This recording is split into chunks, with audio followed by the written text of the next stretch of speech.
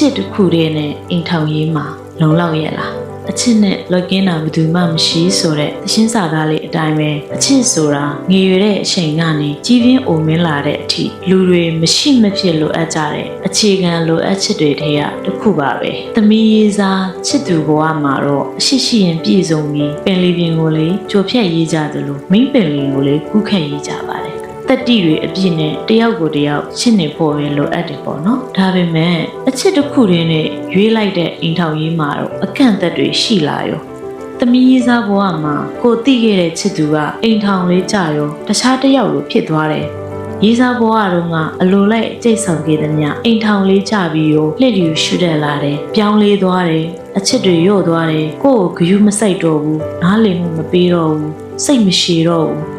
ဒီလိုမတူညီမှုတွေကိုခံစားလာကြရတယ်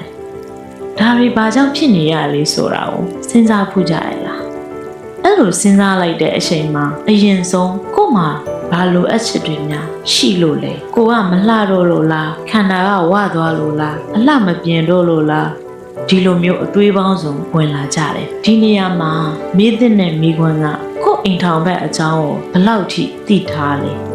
သမီးရေးစားဘဝမှာသူပြောပြထားတဲ့အကြောင်းအရာတွေထပ်ပေါ်ပြီးတော့ဘာတွေသိထားသေးလဲ Women Life Reality